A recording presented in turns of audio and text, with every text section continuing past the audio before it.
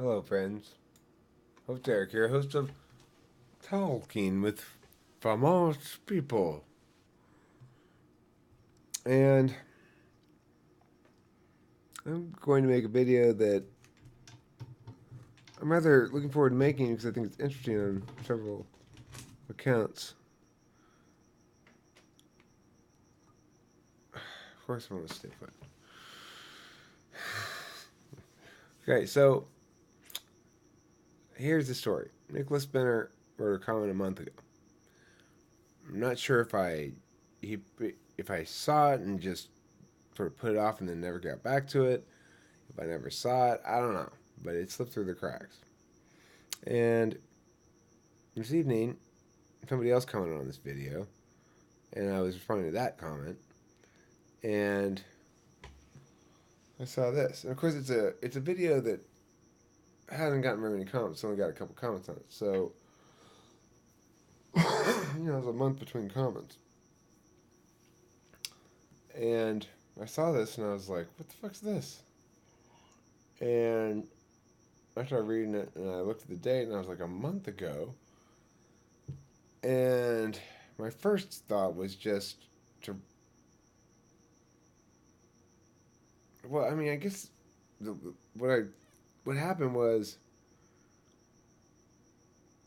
I really felt like, oh, it's awful, Eric. And then I went like and said, but you didn't skip it intentionally or anything, and I mean, some shit's gonna fall through the cracks occasionally.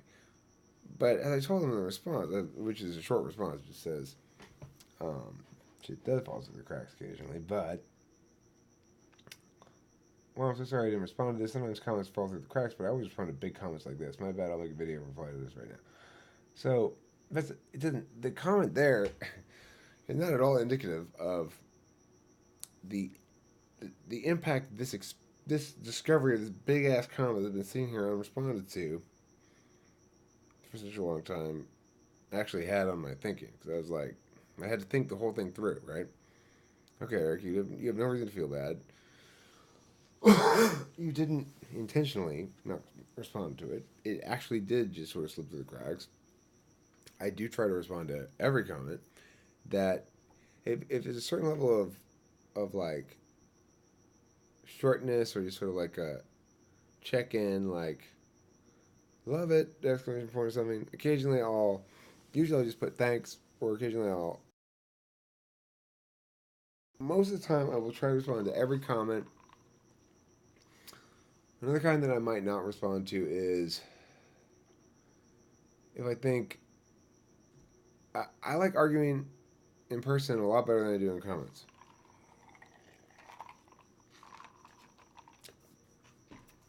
I start to dread the comment thread, and I start to avoid it at a certain point because probably because I feel guilty. Probably because the last time I was there, I smacked the person around. I mean, there are varying degrees of justification for that. You can you can always find probably the justification that says, um,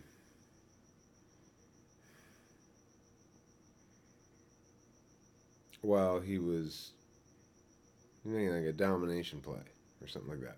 It's usually what it is. They'll get a response like that out of me. If they don't if they don't walk in swinging a big dick, I'm not probably gonna have any problem with anybody. I mean, it's a quote I think I've probably referenced before. It's a quote I heard Drew Carey say about Price is Right when he described his um, time doing his previous comedy show as being very high level of competition and intense, and how he was super into comparing himself against other shows and all this shit. And then when on Price is Right, he's like, yeah. And then I just kind of had to toss all that shit aside because, I mean, it's just a love fest around here. Is what we're saying about The Price is Right. And that's in general the phenomenon I'm experiencing here. I obviously am not on television, and it's not nearly as big a scale, and I obviously don't have that first experience of being on a TV show that was antagonistic or something, but the love fest part I get, right? And I view this as a pretty safe place for me. You know, I come, I, it, it's weird because I just finished making a video where I ripped Islam again, you know, which it deserves, of course. But, and then in the next video, I talk about how one thing I like about Tucker Fifty was a safe place. It's not a safe place for Islam. Uh, it is, though, right? It is a safe place for Islam. That's my point. We can yell and argue with each other and say offensive stuff to each other and all that kind of shit and still shake hands at the end of the round. Because we understand the difference between, you know, abstract symbols, talking and words and stuff, and physical violence. Big difference. That's why debate can exist.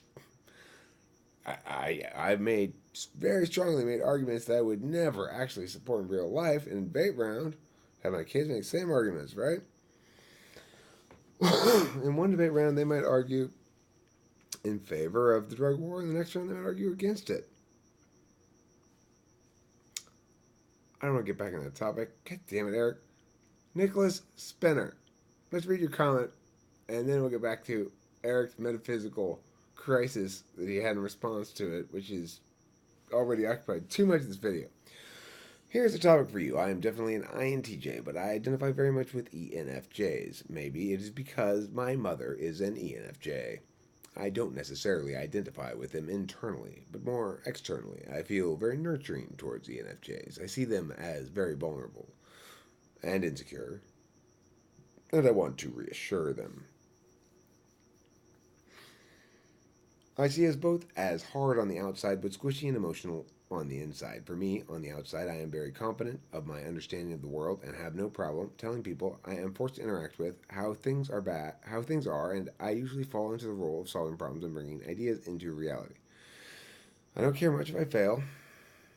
In fact, I expect to fail a certain percentage of the time. On the inside, I am weird and quirky, and I feel something emotional. I am very apparent of it, but there are no words that can express how I feel, so I can't tell people how and why I feel. At most, I can tell you if I feel good or bad about something, but it might as well be a universal truth. I really like that. Why? I don't know, just how it is. Lol. I can convey how I feel visually or through action. I actually try to lead with my emotions in social situations because it makes me appear vulnerable and genuine and tears down other people's walls faster. People don't understand that it pretty much costs me nothing to do either. I don't really care what they think about me or if they judge me, except in how I can use that to get what I want. I hate when people get into my space, but I guarantee that when we meet, I will lead with the biggest bear hug I can give. Anyways, that's a little off topic. I love that. I love the fact that you roll in with your weakness to get everybody comfortable with their perceptions of you as somebody who is sufficiently vulnerable not to be threatening, and in a way that's probably somewhat endearing. I think I kind of do the same thing. It's not with feelings, but I mean, in certain circumstances, I will lead with my weakness for the same reason, you know? And what that weakness is depends on the circumstance. In almost everything in life, I can find some subset of that thing at which that's my weakness at that. And depending on how you depending on your gerrymandering, reality looks very different. All right, so let me move forward through the next part of this.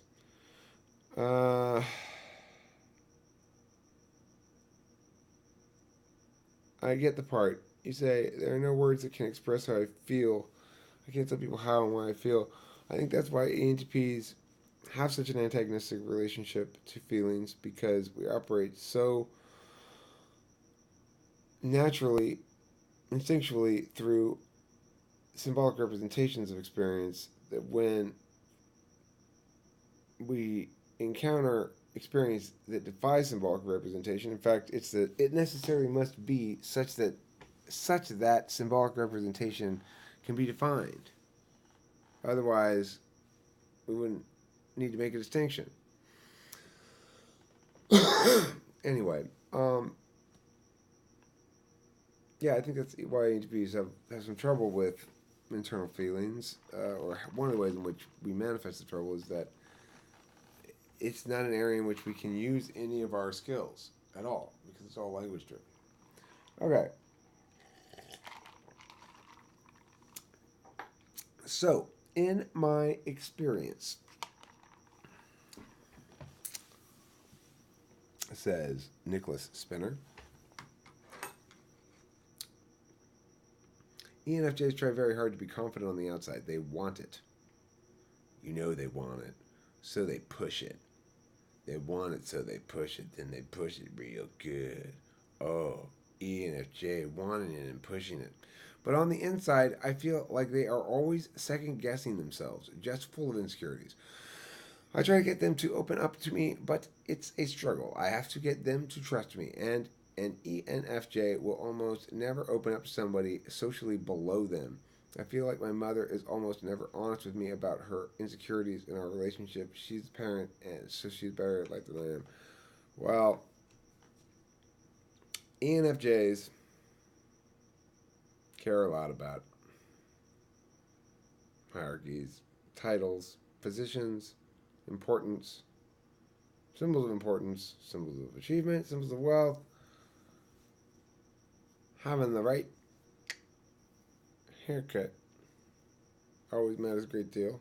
Abraham's obsessed with his hair. ENFJs are an interesting group. You seem to find them uh, probably more lovable than I do. The group that I find equivalent to, it sounds like what you're saying about ENFJs. Because you say here,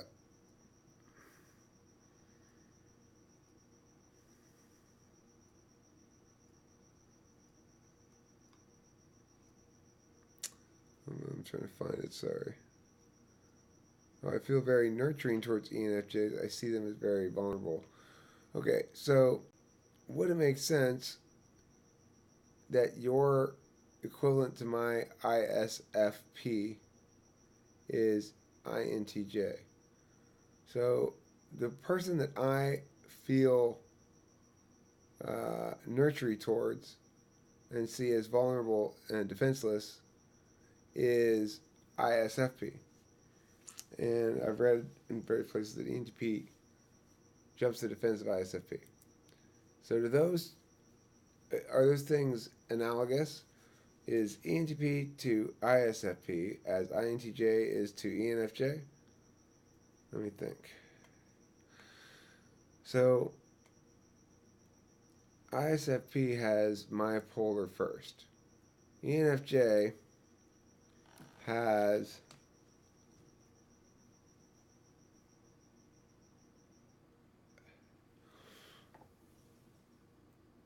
your eighth. Not the same. Okay. So anyway, that's not a corollary. Next.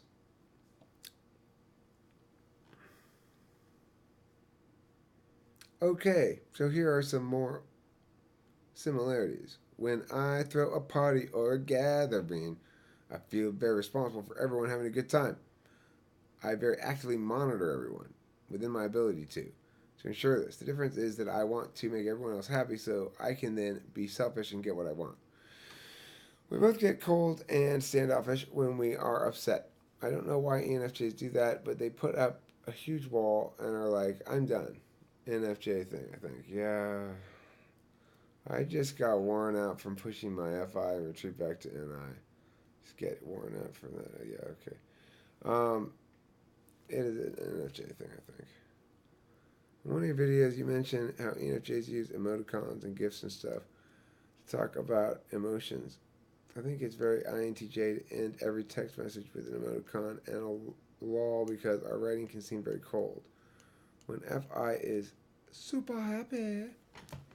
I got super, super happy if I. Oops. Forgot what I was doing. What made me decide to want to turn down the mic at that second. Um, I want to go back to the selfish thing, though, later. But, okay, so I get worn out from knowing consistently that the shit we're doing when we both, it's like we're saying, okay, are we ready to start working together? Yes. And then we both look down and work, and we look back up. And usually we're standing next to each other. ENFJ doesn't quite know what's going on with that, but ENTP sits there and says, yes, this worked out right, but for all the wrong reasons. you and I can foresee trouble because you are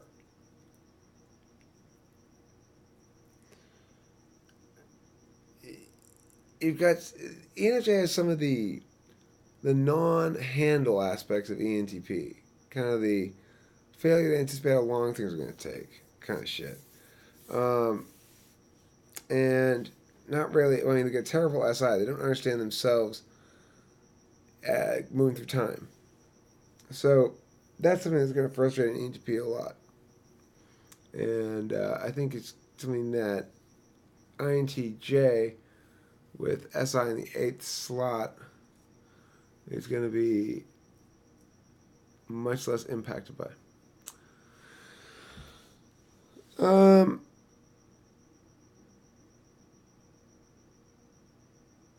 let's see.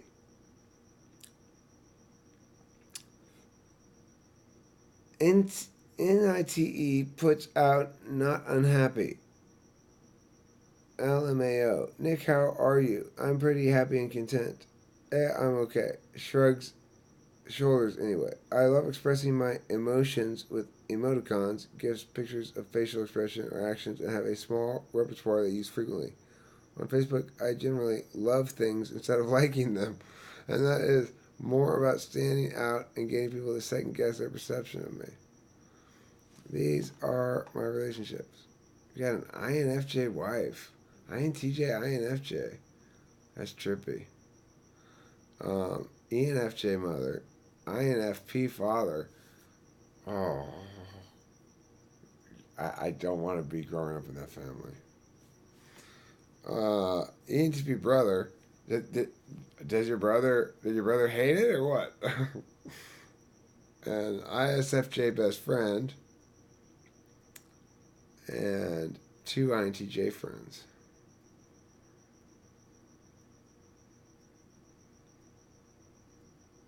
INTJ and ENFJ relationships. INTJ and INFP relationships. INTJ and INTJ relationships. INTJ pushing. Pushing. FI. What are you interested in? What am I interested in? At the moment, I'm interested in working on the house some more. I'm interested in going to bed pretty soon. I gotta get up in the morning. I gotta coach tomorrow. I want to get some shit put to bed, some tasks put to bed tomorrow. I wouldn't say really that I'm interested in those tasks. I'm interested in not thinking about them anymore. What am I interested in? This is such a good question. You mean that generally, or are you saying which of those four questions do I like? No, I didn't get bored and just skipped there. What am I interested in? I like it better as a general question. What am I interested in?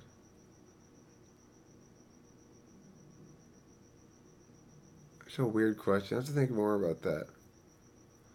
Um, P.S. Why are IHPs so frustrated? I'm trying to engage their mind, but they always fall off into la la land. Now, see, I was going to say, I anticipate this sentence to end, they always fall off the radar. I have no problem with IHPs landing in la la land. They fall off the radar is what they do. And not, I've had several fall off the radar on me. They exhaust the juice from the high intensity first block at a time stage of a relationship, and they're ready to move on. Their NE works the same as the ENTP's does, just it's in bigger chunks. So it's just like, this chunk of my life, then that chunk. They don't give a fuck, basically. ENTPs just don't give a fuck. They give a fuck in the same fun-loving way that the ENTPs do, but I'm not quite sure why. There's a difference. Like, ENTPs are...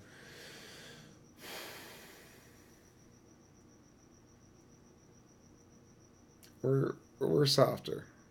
We're both down to. We're big softies inside. Not just inside. A lot of us are big softies just below the surface. Some of us are have cultivated more of a stealth mode, but mostly we're both, depending on our mood. What else did he say here? That's it. Oh, okay. So I want to say about those topics. I'll do those. Be able to do those topics for sure. Those are fine topics. Great topics. INFJ, INTJ. It's a tricky one. And when you think of topics, it's just something to pivot off of, right? And what we most need or anything else is somebody say, I'd be interested in hearing you talk about this, Eric. And I'm like, great, I will talk about it then, because I'm interested in talking about it. Now I have a good reason to, I didn't know what to talk about really. A lot of possibilities. Sometimes I don't immediately come up with something simple like that guy and that guy, right? Let's put those two types together and see how it goes. But it's a perfectly viable, excellent, grounding point for a video. And that's it for this video. Okay, so that's it for the comment. I'm going to actually add a couple more words here in this video, which is to say, I wish I would stop saying that. Tired of saying which is to say. Last comments are this. It is weird in my opinion, because if I wrote a big comment like that, I know I would check back.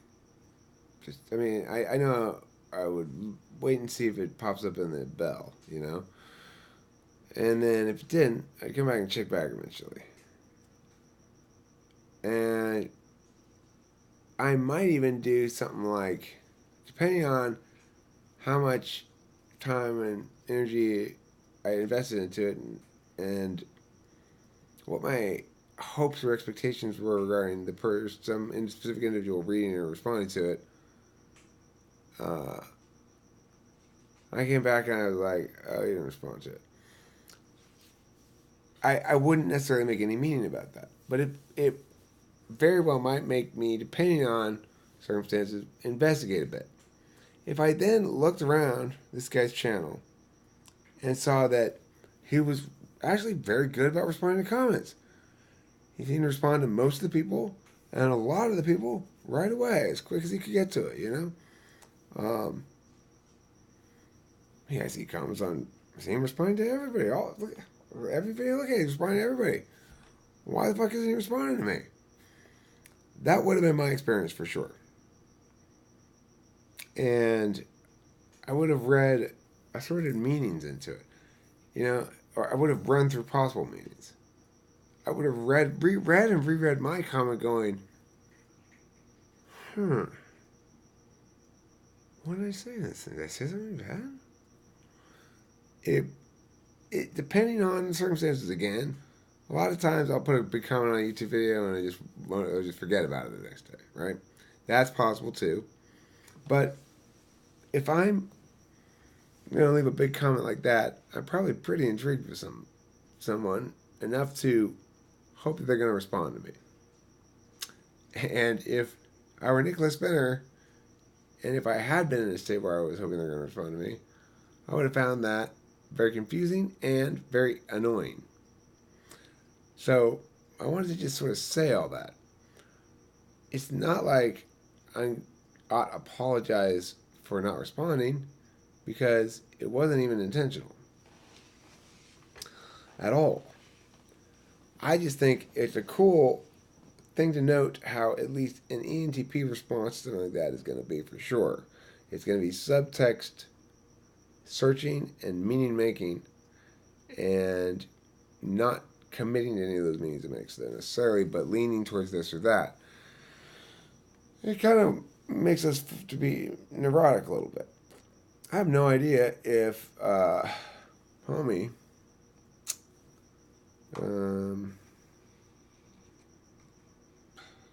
short-term memory shit. What's homie's name again? Pia Pia? Pia Mia Cha Pao? Oh. Nicholas Benner. Yeah, so Nicholas Benner, he may have put a comment up and then just totally forgot about it until he saw that I responded. He's like, oh yeah, I remember that comment. Or it could be he's been wondering about it. I can see myself wondering about something like that for a long ass time, frankly. There are events of equivalent scope and scale in my life history that I know from 10 years ago, 12 years ago. There are specific exchanges back on the old GarageBand.com forums, which was not linked to the Apple software but related to a different thing. I still remember them. This fucking little snappy repartee back and forth in a forum on a website doesn't mean it's not hugely impactful. So, at the end of the day, begins tomorrow. And at the end of tomorrow, back to Thursday. But no matter what you do, and no matter which way you get there will always be sunshine if you don't forget the horse and you do forget the saddle. Keep that in mind as you make your way through the world these days, folks. And remember that flavor, it starts with a ch and it ends with an ease. There's an ease about it. You know what it is? It's cheese.